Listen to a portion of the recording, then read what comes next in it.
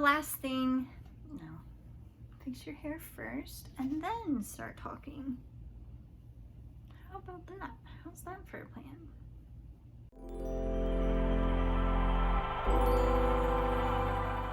Today is special because it's my birthday and I get to sit down and talk about my favorite things. I'm so excited. One of my favorite things I've got with me, I'm drinking boba tea. This is a forever favorite, but I love sitting down and doing monthly favorites. I thought about skipping this one since it's a little late, but I really like having a practice of the favorite, like the favorites videos are sort of gratitude practice. That's sort of how I see it. It's a way of maintaining like positivity in a mostly negative world. So I just like, you know, taking time to recognize the things that I'm grateful for and things that have brought joy to my life and sharing them in hopes that maybe they will bring joy to others' lives as well. So I'm gonna start off talking about music. One of my favorite types of music is trance music. So it's sort of like electronic, techno kind of music, but the more specific genre would be trance music, and even more specifically vocal trance, because I like to sing along. I love singing. That's one of my favorite things in the world. So I mostly am attracted to music that I can easily sing along to, or the songs that are really fun to sing. And in the month of May, I discovered a new track, it may not have been released in May, but it was new to me in May, and it's This I Vow, and it's a collaboration of different DJs, but one of my recent favorite DJs is on it, which is MaRlo. I think he also collabs with Armin van Buuren. I may be saying that wrong because I know he's European, but I really like MaRlo's stuff lately. MaRlo came out with a track last year called Lighter Than Air, which was probably my favorite song of the whole year.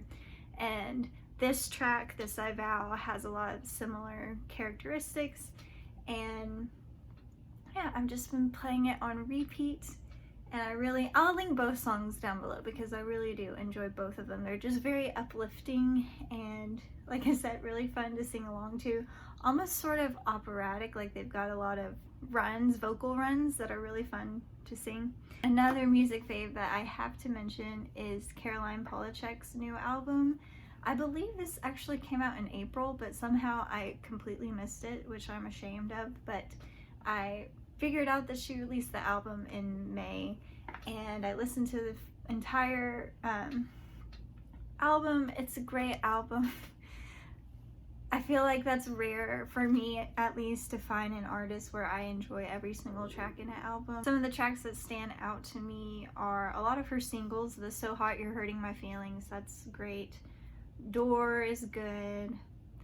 But I think my favorite track in the whole album is Insomnia. That just stands out. It's very surreal, very atmospheric, and ethereal. I think ethereal is the best word. So I'll link that below. She has beautiful lyric videos on YouTube as well, so I'll try to link those below and hopefully you will check them out. Okay, so now I'm going to move into my streaming favorites. So these are things that I've been watching lately and enjoying.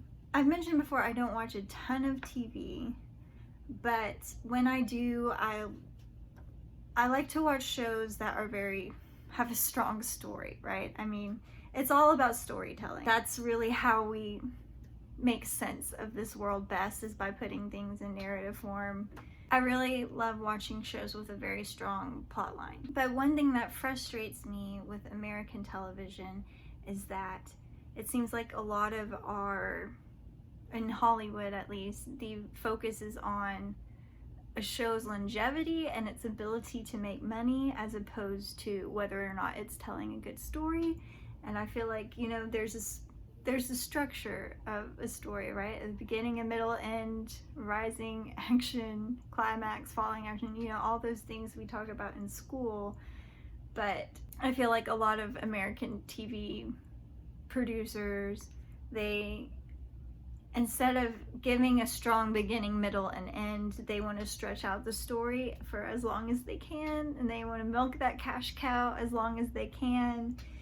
I know Supernatural is like the big overused example. There's been just a lot of American TV shows that I really like, and then they just keep dragging on, and I feel like they're introducing all these unnecessary characters and just like taking it places where it never needed to go in the first place. So I just get frustrated with American TV. But in high school, I had a Vietnamese friend. One of my best friends was Vietnamese, and she got me turned on to Asian dramas. I remember she was watching one and she was telling me about it and recommending it to me, and I was like, but I don't speak, it was Chinese. I was like, I don't speak Chinese, and how do you don't speak Chinese either, do you? And she was like, no, but there's English subtitles. So I got turned on to like the world of Asian dramas on the internet, and it's a lot easier to access them now because now they're on Netflix and YouTube. But I remember back in the day there was a website called My Soju, and it was like all fan based, like fans would take their time translating and uploading videos for the community. And yeah, it's just, Asian dramas are very melodramatic, but they're just really fun and also wholesome in a way that you don't see in American TV a lot.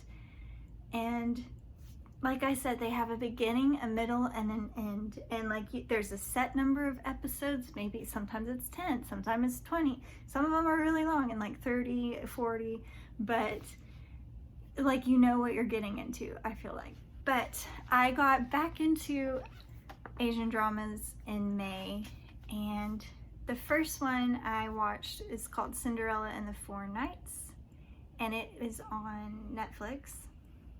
And like the title says, it's inspired by Cinderella, our protagonist. Her mother has passed away when she was really little, and her father is rarely at home. He drives a truck, so he is out of the house a lot. So she mostly lives with her stepmom and her stepsister, who, of course, like the fairy tale, they are very mean and very abusive, really. And she is just very mistreated, and I don't love to see people mistreated, but I like when our protagonist is mistreated because you want to see their journey for, maybe not revenge, maybe revenge is a harsh word, but you want to see them come into their own, and you want to see like the people who are hurting them get their comeuppance and have that, you know, that feeling of, you know, satisfaction.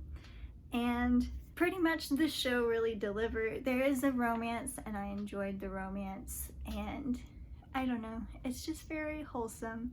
So I highly recommend Cinderella and the Four Knights. So after finishing Cinderella and the Four Knights, I started another Asian drama, and this one is a J-drama, so a Japanese. Did I mention what Cinderella and the Four Knights was Korean? Sorry, so that was a K-drama. But I started a J-drama right after this, and this was after discovering the Asian Crush app. I have a smart TV, so I don't know if it's on all TVs nowadays. You can probably get it on Roku or just like going online to their website. But Asian Crush is an app that shares a lot of Asian media, movies, TV, things like that. But they have a drama on there from Japan called Daughter of Lupin.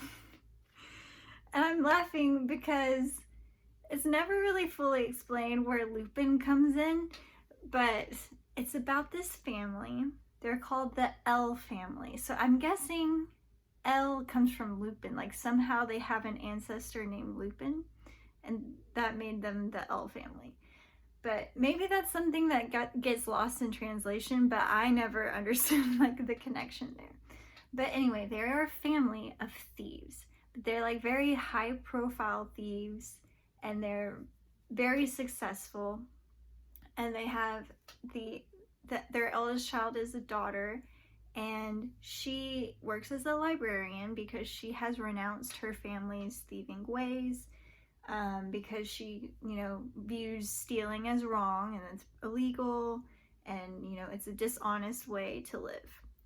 So she's trying to turn over a new leaf and distance herself from her family, and she has a boyfriend that she's really in love with and wants to, you know, go further in her relationship with him, but she finds out that he is a police officer. And she meets his family, and they're all police officers. They're from this huge line, just similar into the way that her family is a long line of thieves. His family is a long line of law enforcement. So they're basically Romeo and Juliet, right? They are star-crossed lovers. And which, coincidentally, the soundtrack is from the 70s movie version of Romeo and Juliet, which I didn't realize until I recommended it to a friend and she told me that. But it's a beautiful soundtrack and it's very moving to listen to as you're watching the show. But it's just very wholesome. For a story about thieving, it's very wholesome. And her family is just a bunch of kooky characters. And there's a lot of like cartoonish kind of moments, like slapstick sort of humor. Like they have this entire fake house. Like she walks into this like normal, average, middle class Tokyo home, but then they have this like tunnel, like this trap door set up that like sucks her in, and like somehow she's sucked into like this fancy apartment complex that's like blocks away, and it's like a huge skyscraper, and they have this huge apartment full of like stolen goods. It's just kind of bonkers, but it's funny and just lighthearted.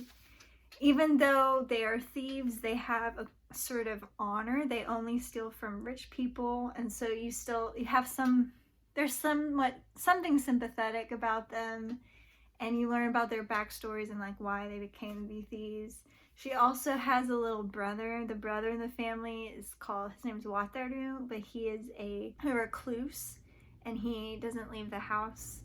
So he doesn't even talk. He uses computer to talk for him, and it's just really good. I may not be selling it enough, but it's so funny, and the fight sequences are really fun to watch, which I don't like a whole lot of action films, and like a bunch of the fighting scenes, I'm just kind of like, okay, just like wake me up when the fight's over and tell me who won, because I don't care. But they're really fun to watch. Like the choreography is just really fun to watch, and it's really funny because the L family, they all have their own little like cat suits that they wear when they go robbing someone, when they go on a mission. And if you're familiar with anime and like anime tropes, there's the magical girl transformation when, you know, like in Sailor Moon, when she like goes in, I haven't actually watched Sailor Moon, but when she gets like all her powers activated or whatever, there's this like big dramatic sequence.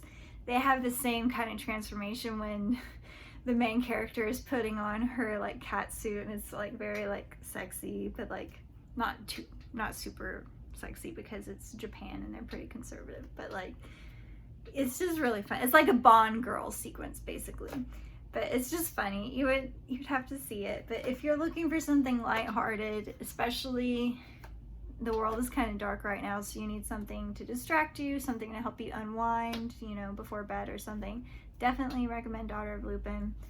And of course I also recommend Cinderella and the Four Knights as well. Before I move on from streaming, I also want to recommend probably my favorite show of all time. It's on FX and currently it's available on Hulu. It's What We Do in the Shadows. So this was the TV series that kind of spun off from the movie of the same name. It's by, you know, the famous director Taika Waititi. Am I saying that right? I'm sure y'all will know. He's very famous. But he's brilliant, and the show is brilliant. A lot of people were nervous that the show wouldn't maintain the same humor as the film, but I think they totally, you know, filled the shoes that the film left for them. And it stars Matt Berry, who was in the IT Crowd, and all the other actors, I can't remember their names, but they're all brilliant. And basically the premise, if you don't know, it's a vampire story about European vampires who have moved to America, and it's sort of like a docu-series, sort of like The Office, where they're being followed by a documentary crew, and they just, you know, get into all kinds of like supernaturally escapades. But it's so funny. If you haven't tried it out, I recommend watching the film first.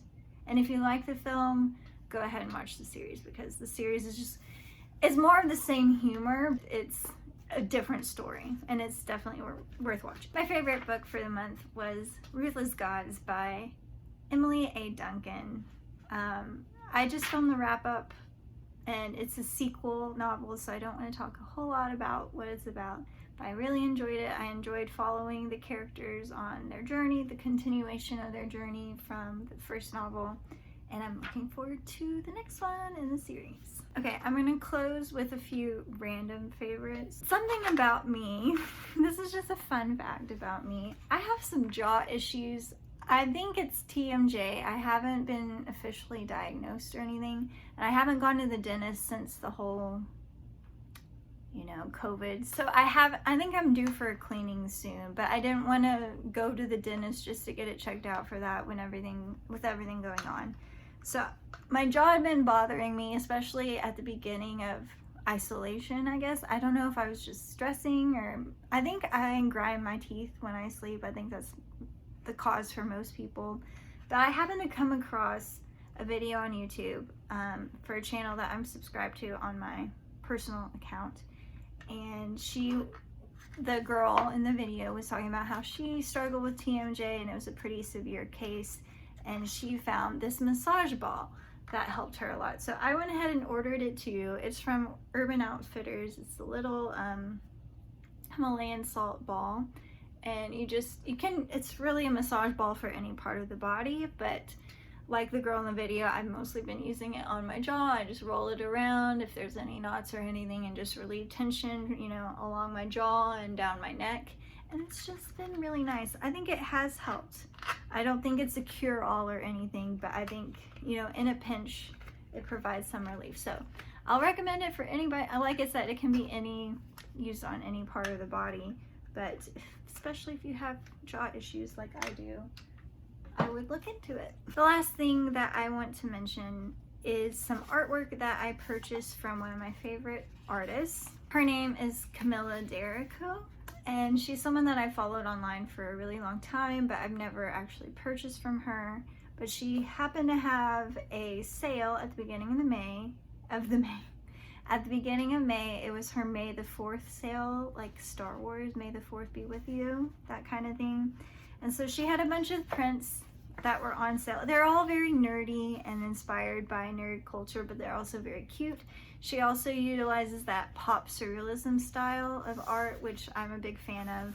But I'll just show some of the prints that I got. Start with this one. Here we go.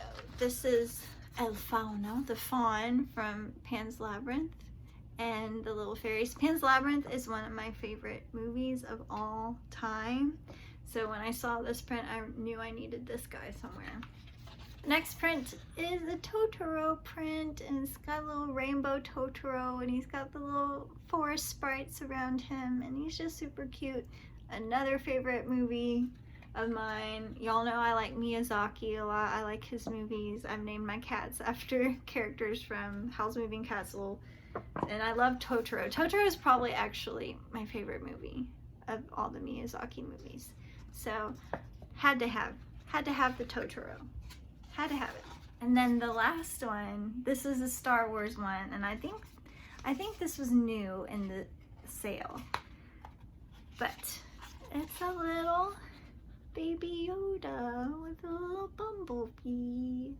And she does a lot of these little bee characters. I forget what she calls them. Like no, they're not called Fumblebee. She has a specific name for these bee characters that she does. But I had to have the baby Yoda, even though I haven't watched The Mandalorian because I don't have Disney Plus, and I'm really not that interested in getting Disney Plus. But I love baby Yoda. He's so very cute, and I wanted him to hang in my house. So now I just have to figure out what kind of frames I want for these and where to put them in my house. But I'm very excited to, you know, find a home for them. So if you like those, I'll leave a link to her website so you can buy or check out some of her art for yourself. But yeah, that's all I have to mention for my monthly favorites. Thanks for watching. I hope that you are finding things that bring you joy. If you have other favorite things that you want to talk about or comments on some things I mentioned, please feel free to discuss in the comments down below. Yeah, please like, comment, and subscribe, and I'll speak to you next time. Bye!